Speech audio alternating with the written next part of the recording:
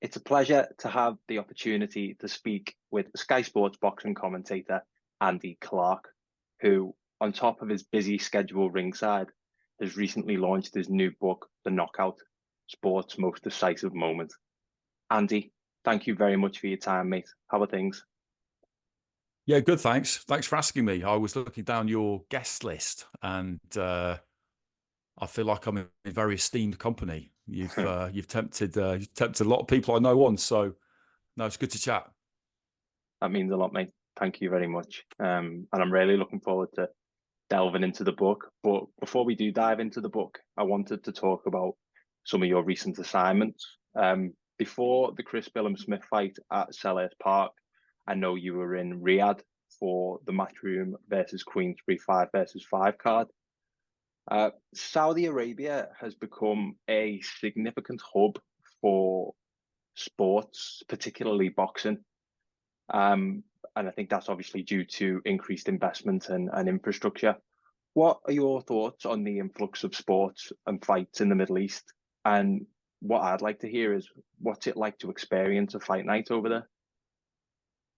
So with the Middle East, their interest in boxing is quite long-standing, and there's always been this idea that big fights would end up there for a couple of decades now, really, and it had never quite got off the ground, even since 2019 when I went over for Ruiz versus AJ, that rematch. That felt like it was going to be the start of regular trips there, and that didn't quite happen. And it took the General Entertainment Authority, which is a government department basically within the Saudi Arabian government, to get involved for it to become what it's become in the last 6 months. So boxing going there and boxing being a big sport in the Middle East doesn't come as a surprise.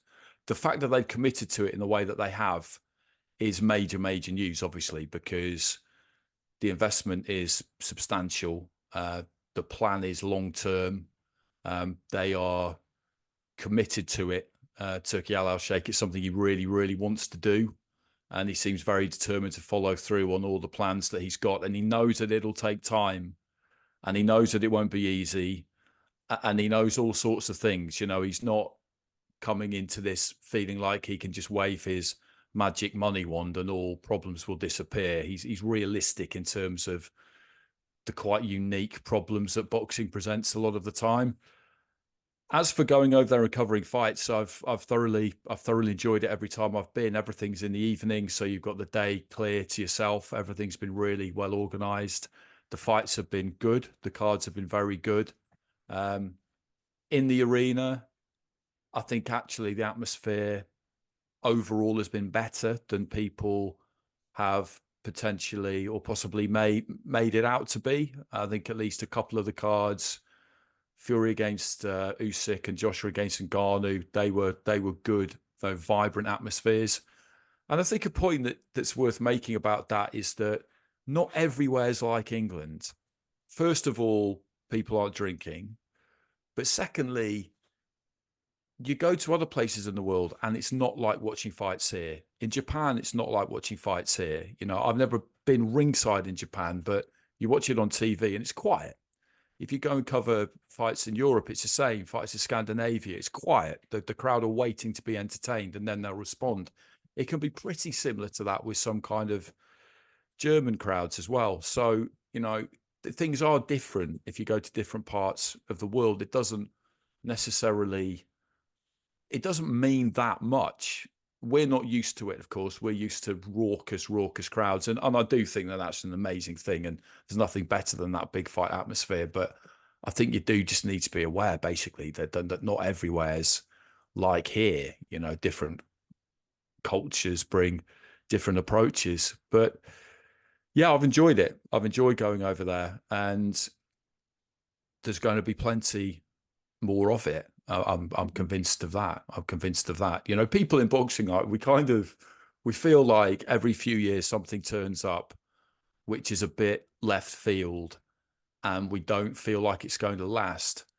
And they don't always, but often they last longer than we think. PBC arrived and had plenty of money, and people thought, "Wow, that'll never work." They're still here.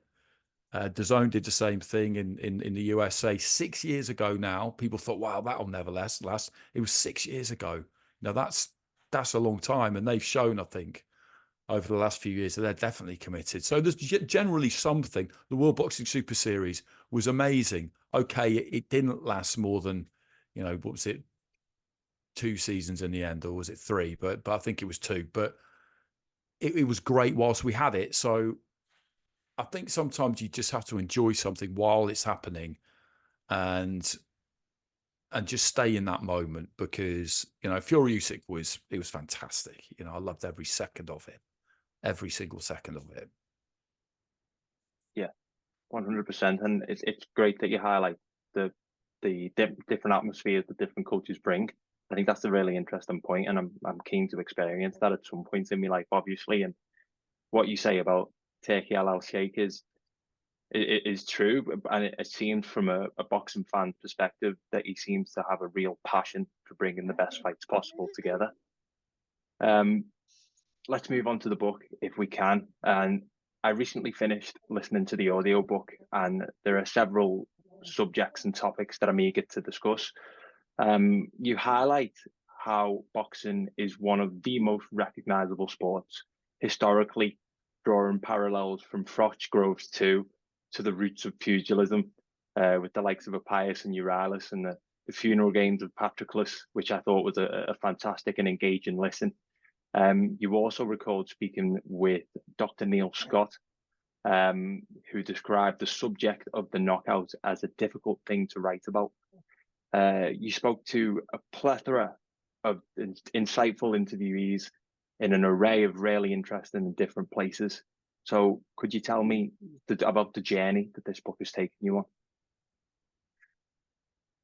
It's been great. It's been a great ride, and everything that I kind of hoped it would be, although I wasn't really sure what it would be when I started. It actually took a while to get it over the line with the publishers. So it first the germs of it sprouted probably, it was late 2021. It was after Fury Wilder 3, which obviously was, if you've read the book, was your kind of almost ultimate type 2 knockout. So deep in the fight, resistance levels low, exhaustion levels really, really high.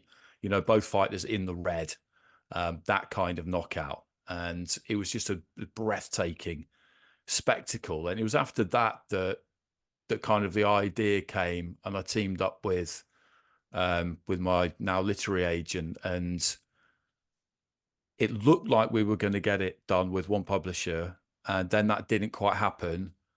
And I was beginning to wonder if it was ever going to happen. I'd written the synopsis, and I was so up for it, because I knew what you could do with it.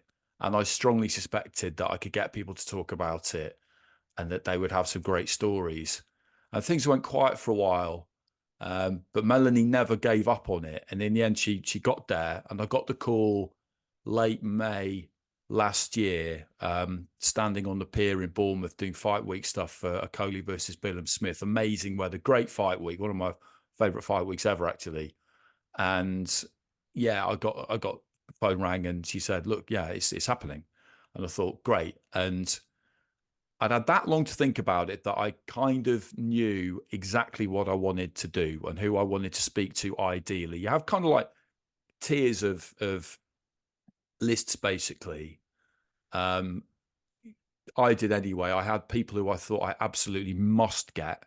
I had people who I thought it'd be really great to get, and I thought I had a really good chance of getting them. And then above that, I had a handful of people who I thought if I could get them even for just a couple of minutes, that'd be a little sprinkling of stardust. But I'm not going to spend loads of time chasing it, and it doesn't matter if I don't get them. So I was quite kind of targeted when it came to who I spoke to. And I started pretty much that day because Scott Welch was there. And I just thought he'd be a great person to speak to about it, because he got knocked out and then came back from that knockout and won by knockout. And he got me off to a great start. I think Teddy Atlas was next. That was quite lucky because he was coming on a podcast I do with Matt Macklin, and I just asked him, can I borrow you for a few minutes at the end? And he was great. Everybody was so willing. And yeah, my main kind of cast, who I thought to myself, if I can get these guys, then they can cover everything that I want to know, I reckon. Mm. And that was, in terms of fighters, that was Froch, Groves, Bellew, Hay, Amir Khan, Matt Macklin, Jamie Moore. I thought if I can get them, then I can.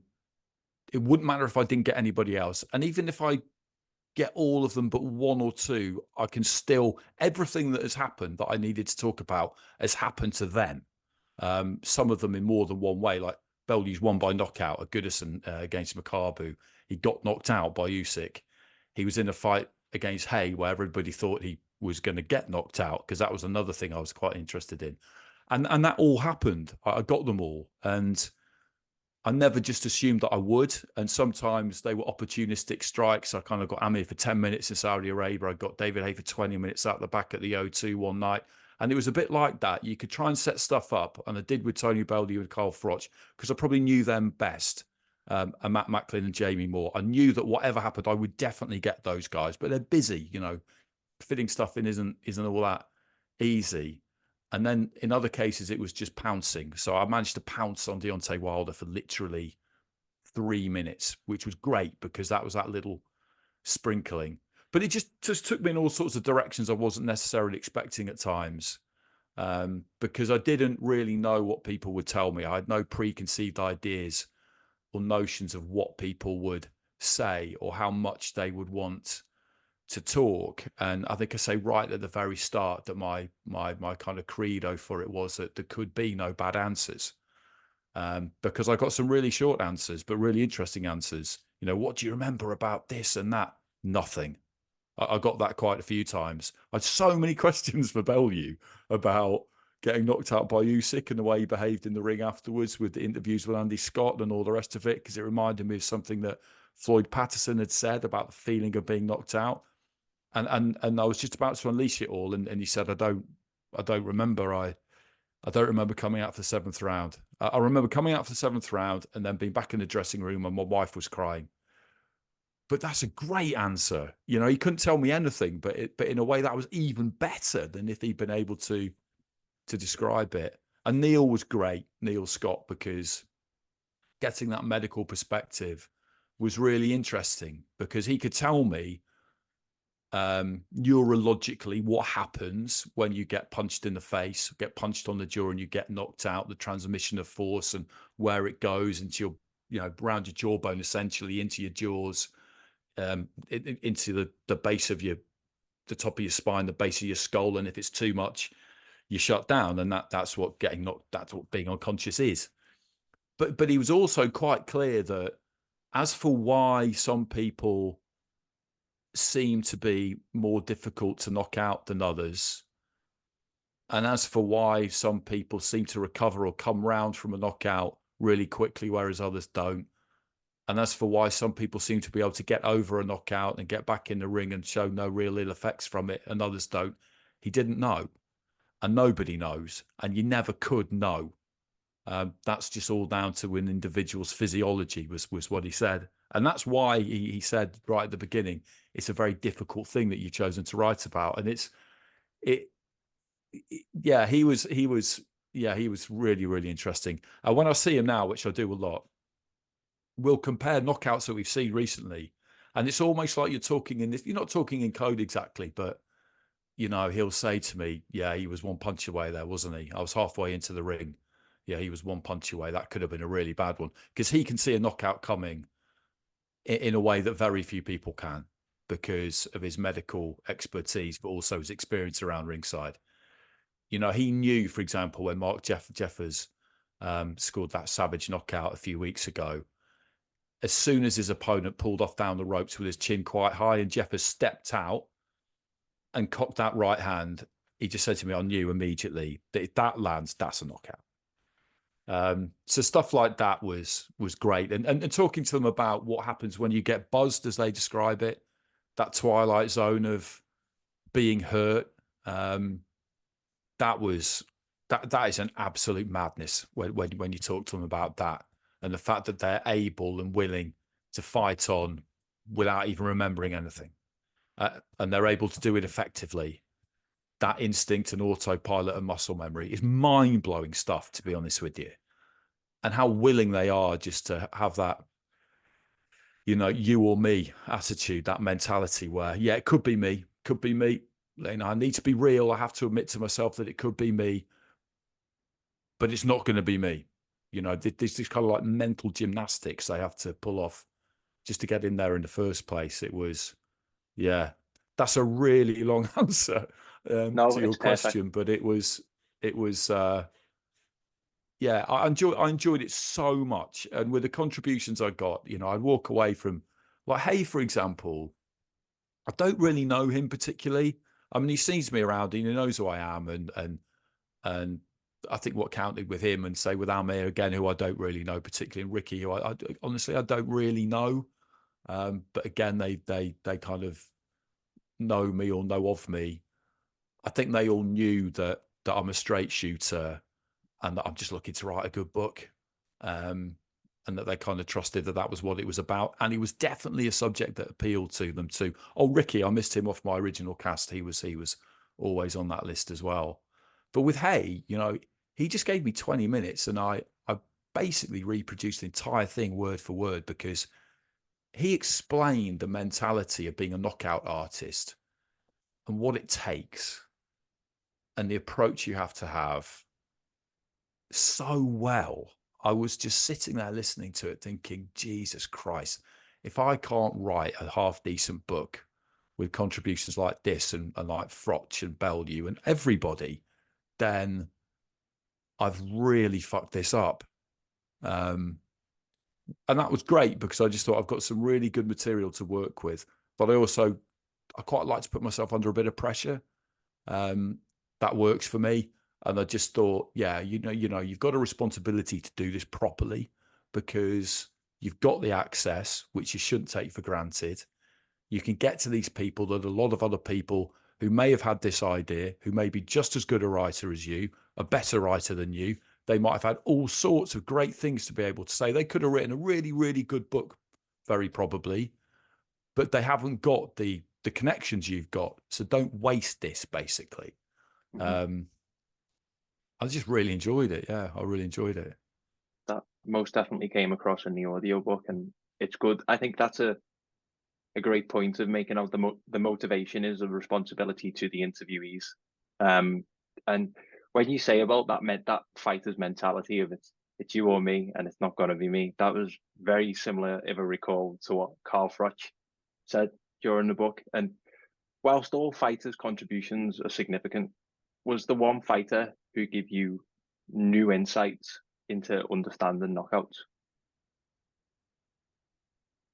Yeah, there were a few, really. Johnny Nelson was interesting. He was really interesting, because you wouldn't put Johnny down as some big kind of like knockout artist, but he books at cruiserweight, he books at heavyweight a few times. And the higher you go up in weight, the more likely it is you're going to get chinned at some point. That's just how it is. And what everybody said to me, apart from him, and Anthony Yard was kind of the same, was that they don't fear the physical injury. They don't care about that. They're not bothered about pain. What they're afraid of is basically losing, is failure, and the shame and the humiliation that for them comes with that, particularly if you get knocked out.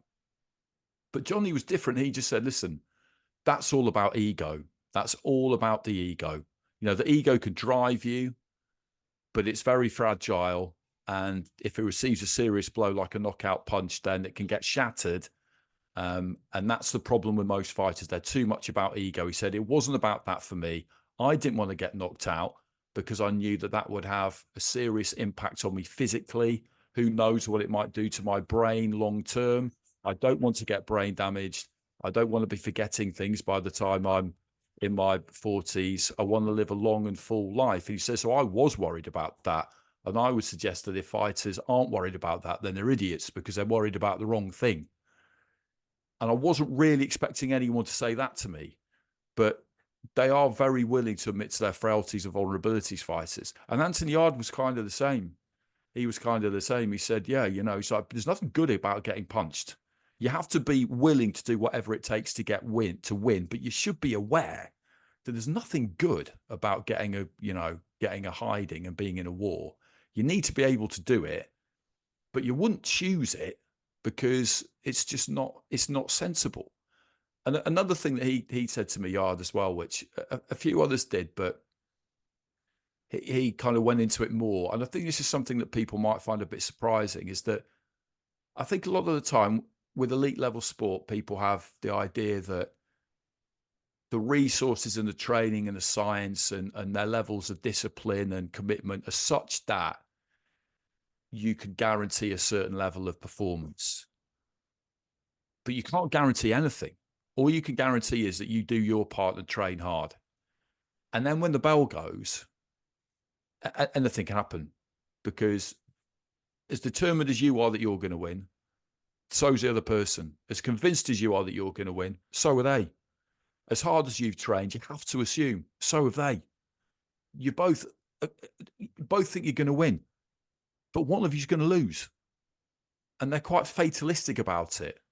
And it is almost this kind of, let the chips fall where they may. First bell goes, here we go. Yeah, I've got a game plan. We've worked on some stuff.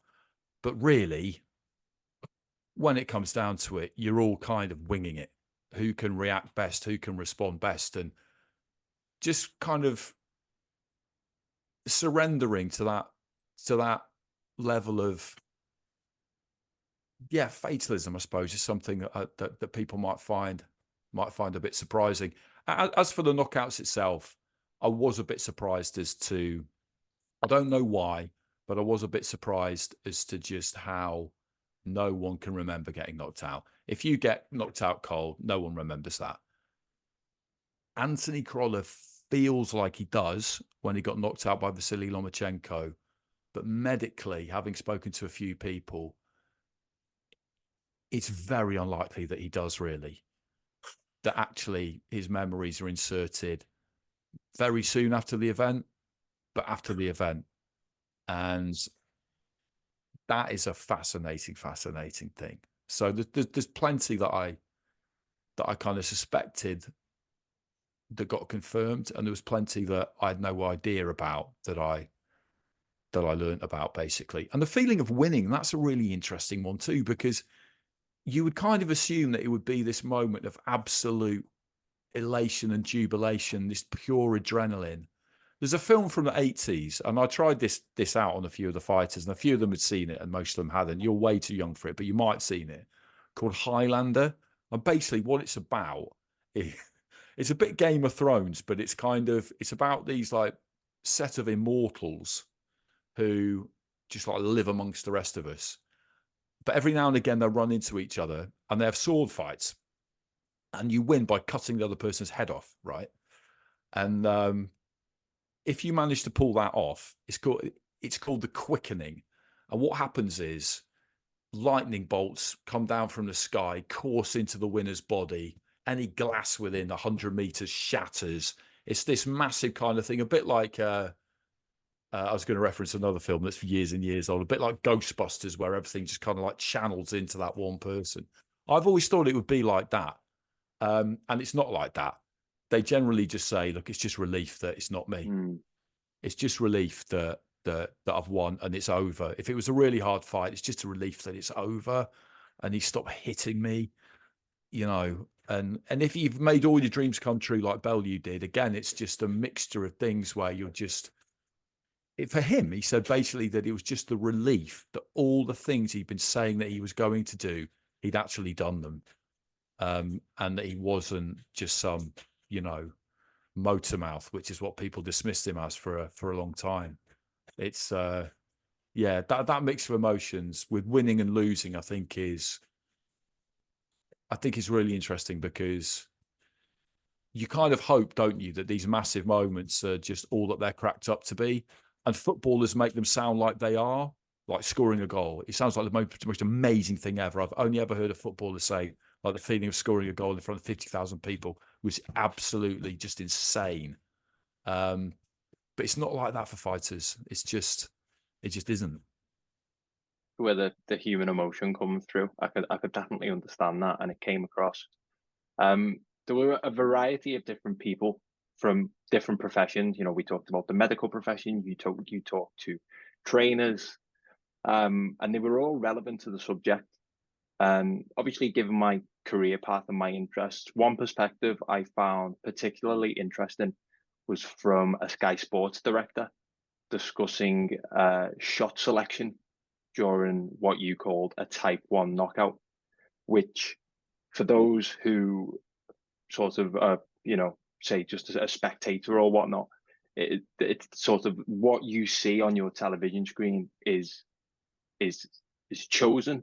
And from a commentary perspective, I'd be really interested to hear, like, how much does having someone down your ear guiding you impact on how you react to a knockout that happens right in front of you?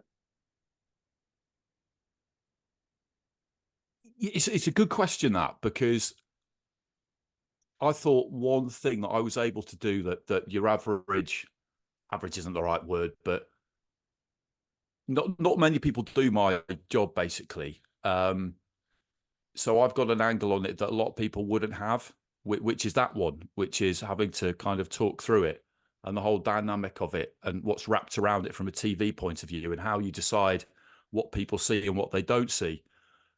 When you get a knockout, when you're commentating, it is crazy because it grabs a hold of you in the same way like it grabs a hold of everybody else. You don't forget where you are and what you're doing, but it will never not do that to me. It reaches right into you and just takes you to that mad place where you know that this thing has just happened and there's nothing quite like it. But then if you see that they're not getting up, then you need to take the tone down a bit. And I do think you need to be sensitive in your use of language, because you can't be, this isn't WWE, and I like WWE, but this is real. This is not, this is not scripted. This is not make believe. This is real. And when somebody's lying flat on their back and they're not moving, you have to be mindful of the fact that in that moment, they could be dead. That's what could happen. So as we're watching Lenny Castillo twitching on the canvas on the undercard of Usyk versus AJ at Spurs, which is the one I use because Matt Macklin commentated on that, I'm thinking to myself, oh no, I've seen plenty of knockouts, but I've never seen this. Matt had seen it once before when somebody he knew actually got knocked out in the amateurs. And at that point, Sarah Chenery, who's a Sky boxing director, who's been doing it for a really long time, is incredibly good at it. She will kind of guide you through it and say, okay, we're just going to go to a wide shot now. And the reason they would do that is because they want to show what's happening, but they don't want any close-ups. But at the same time, you don't want to leave a vacuum and not say anything or not give any information, because people will then fear the worst. And as she said to me once, and she said in the book, the way to look at it is you've got to treat it like their family and friends are watching at home. So they don't want to see their loved one twitching on the canvas, but they want to know what's happening. So you go into kind of radio reporter mode, and you've got this voice in your ear, and they're telling you all these things and just filling you in on things maybe she can see, but you can't because you're on this wide shot of the ring. People are unclear on what a wide shot is. Basically, it's that shot you'll get in football at the start of the game where you can basically see the whole pitch. In boxing, it'll be where you can see the whole ring, but you're not focusing on one particular area. So she might be telling me things that she can see that I can see too, because I can see the whole ring, but she can see them a bit closer up. She might say to me, okay, they put the oxygen mask on his face. And maybe I can't see that because there's a lot of people in the way. So you get a lot of help in those kinds of situations. And they won't show replays if it's a bad one, because, as I say, you don't know what the outcome or the consequence of that punch might be. In the UK, we're pretty strict about that. In the USA, they're not as I wouldn't say we're squeamish, but they probably think we are a bit, because they'll go tight on, they'll zoom in when we won't. When Ricky Hatton got knocked out by Pacquiao, they zoomed right in on his face. Sarah chose to cut away from that and go to his family and friends at ringside, which in a way you could argue was kind of more sort of shocking from a storytelling point of view, because you saw their faces and they were just blind with fear, basically. And that's just kind of the way you do it. But the weird thing about that one again is that when it's over, they brush down the canvas, they put the bottom rope back in, because they'd had to take that out to stretcher him out. And then pretty soon after that, the next fight's in the ring. And top of the bill is two heavyweights, and people want to see another knockout. And that's the show must go on. But it was an interesting one. That I really enjoyed talking to her about it, because she is the one who has to decide what do you watch and what do you not. And essentially, you're almost kind of saying to people, this is what you should be satisfied with seeing, and you shouldn't really want to see any more than that. She's not trying to be some kind of moral arbiter, but at the same time, she's making that decision for you. And that takes you into a whole other kind of area about, what is it that we're actually watching here, and why is it that we like it, and should we like it? Should it bother us that we like it? Will we hit a phase in future where in however many years' time we'll look back and feel like it was absolutely insane that we watched this? And I feel like the answer to that is no, because boxing's been around for such a long time. People want to watch it. People love a knockout. And whether we like it or not, whether we like ourselves for liking it or not, that's just how it is. 100%. And it was something that I found especially informative and valuable, especially in my position in life and where I am career-wise, to get that sort of depth of knowledge, both from the director and from you, was extremely useful and informative. And in terms of the moral responsibility that not just you, but everyone in the trucks and everyone behind the scenes need to be mindful of, it's something that I want to touch on shortly, talking about the duty of care chapter of the book. But I wanted to get onto this now. And I remember you saying that in the writing of the book and the whole research process, that you talked about rewatching a lot of the fights that you either hadn't seen before or you had a vague memory of. And that was certainly one of the things that I most enjoyed about the listening experiences. I've been doing a lot of traveling lately on trains and time to kill. So to go from listening to the book to YouTube and sticking fights on and watching those in their entirety was all part of the enjoyment for me. One that stood out especially was Jamie Moore versus Matthew Macklin for the British lightweight belt. Was there a fight that surprised you on just how good it was when rewatching? It was kind of all of them, actually, but that was a real treat. Those were my favourite bits to write, because when it came to writing it, I had this idea to start with that I wouldn't really need to do it in a linear fashion, that I could kind of dart around and almost kind of whatever I was up for that day, once I got my material in, then that's what I could do. In the end, I discovered that doing it sequentially was just actually easier. But the things that I could do where I didn't have to do it like that were the kind of the fight descriptions, the stories of the fight, and just weaving in the interviews I'd done and watching them back and going through in quite minute detail at times what happened. I loved that. I really did. And originally I kind of suggested in one draft I did quite early on that the reader might want to get YouTube up and watch them and read at the same time. And the editor said to me that kind of thing, we always just advise people not to do that, because they might just decide to start watching the fight and basically just stop reading the book. Which I could kind of understand where they're coming from on that. I don't necessarily think you would, actually, but anyway, it doesn't matter. Bellew Makabu kind of I'd sort of forgotten that he got knocked down. I'd forgotten what an absolutely mental firefight that was. I don't know why I'd forgotten it, but I kind of had. As for the rest of them, I was at Bellew Usyk, and that was one that kind of surprised me because he knew it was coming, Bellew, and Dave did as well, Dave Caldwell.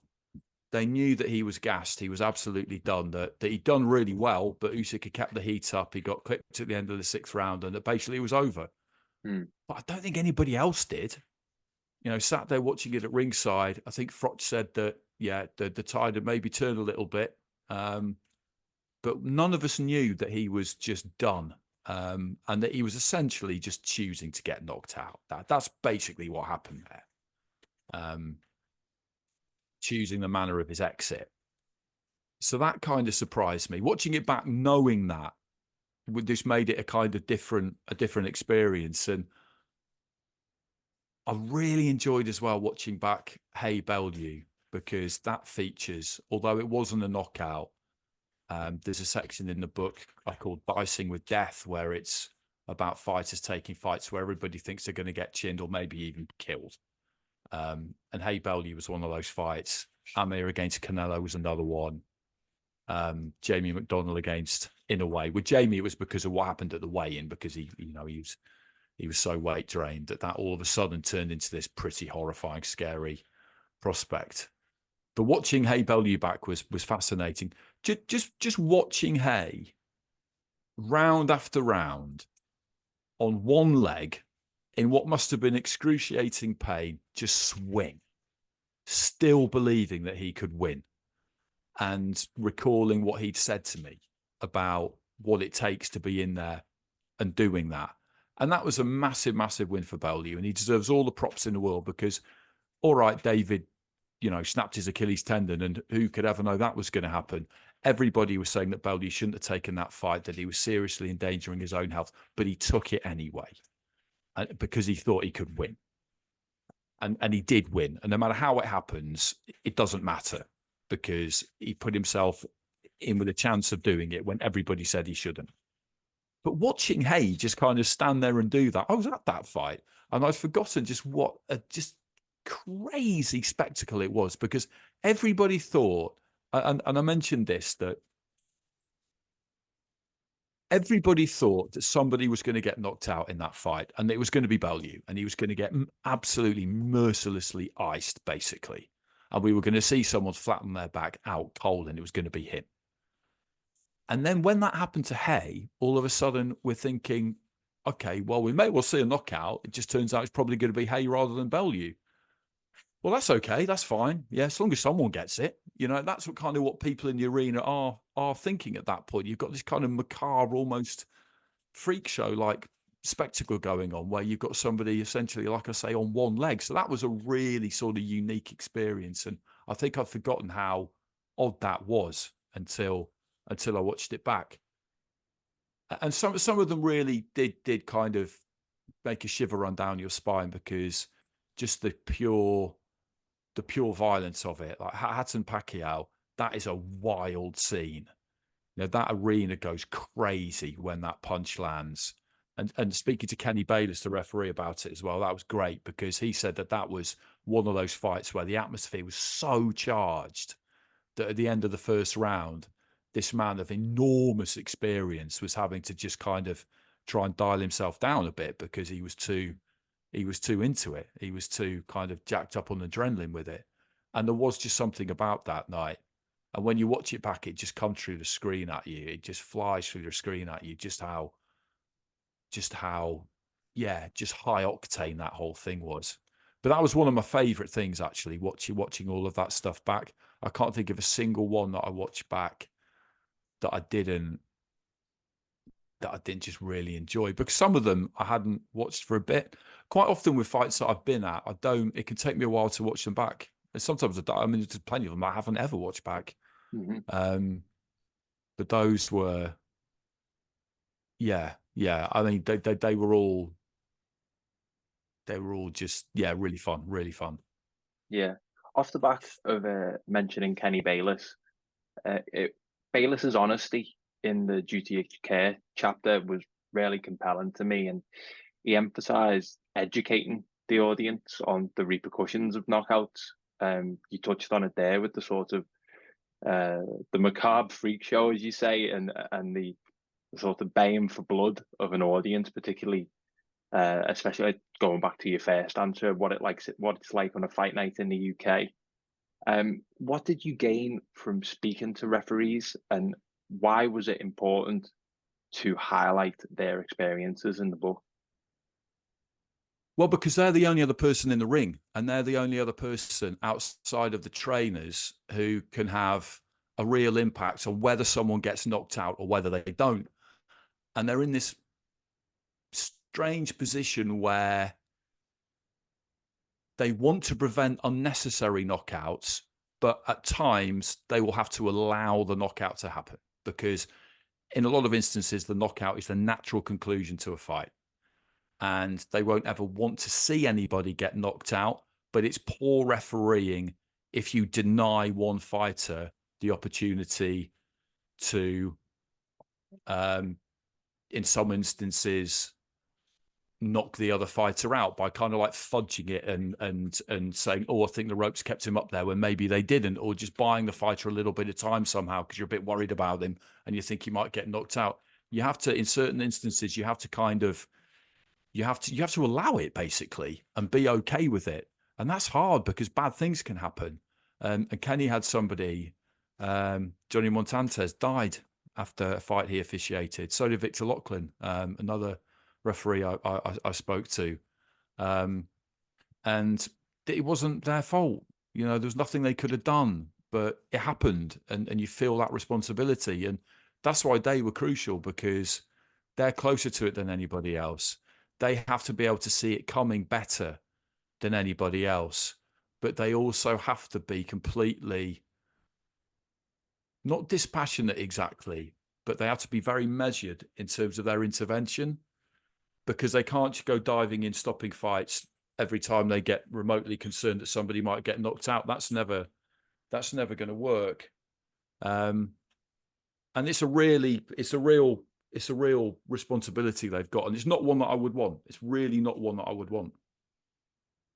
No, just especially from Kenny's perspective, I hadn't listened to his podcasts, but the fact he takes it upon himself, as he says, to explain to audiences through podcasts how it's important as a referee to be hyper aware for those signs or any incoming danger for the health of the fighter.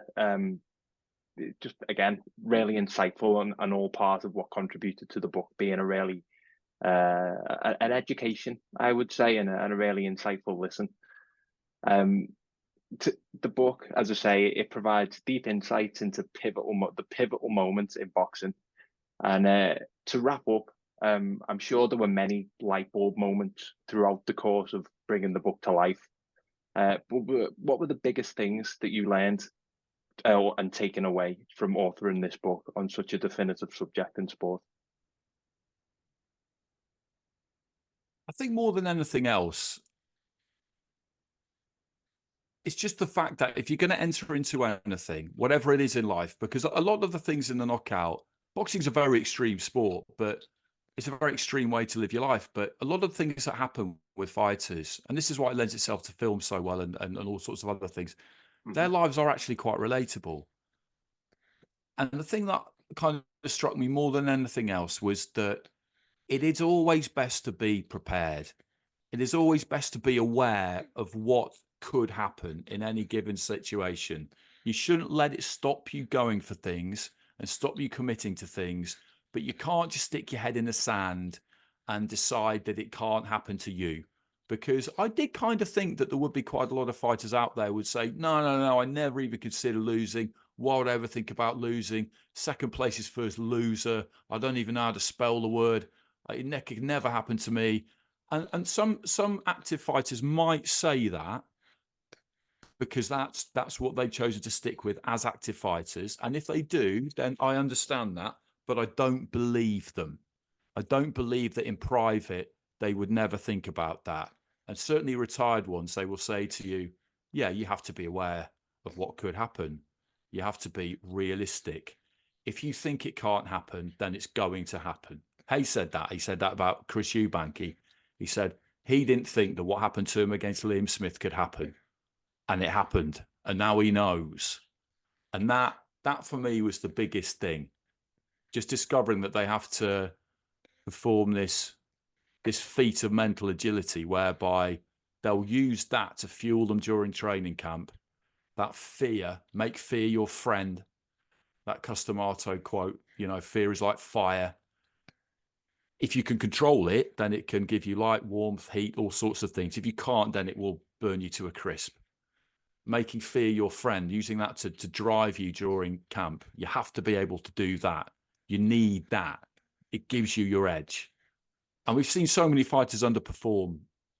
And it's almost always in a big fight, if they don't quite have that edge of fear, if they don't quite have that, then they'll struggle. But then at some point, whether during fight week or even the night of the fight, you have to decide that this thing that you've used as fuel, it's not going to happen. That's quite a weird sort of about face if you think about it. And psychologists call it compartmentalization. The idea, the ability to separate out rather in your mind conflicting thoughts that if they were allowed to, get in the room and have a chat together would cause you all sorts of problems. And they all just have to be able to do it. You have to be able to do it. And if you can't do it, then you've got no chance, basically. You've got absolutely no chance. I think that for me was the most interesting thing. It really was just the mentality of it. Listening to them describe what it feels like to not really know where you are or what's happening, that was just kind of fascinating because very few people find themselves in that situation with any sort of regularity.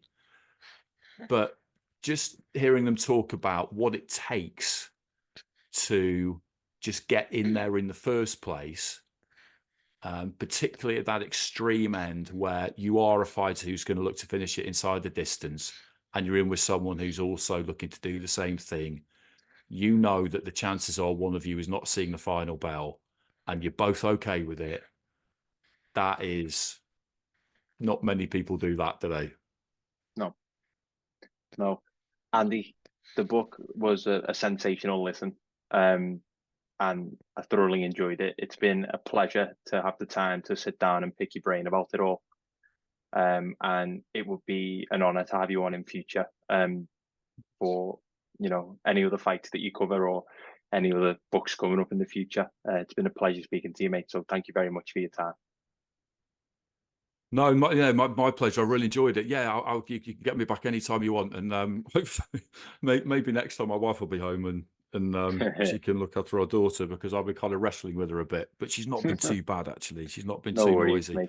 mate. But yeah, no, anytime. No worries at all, mate. Thank you very much.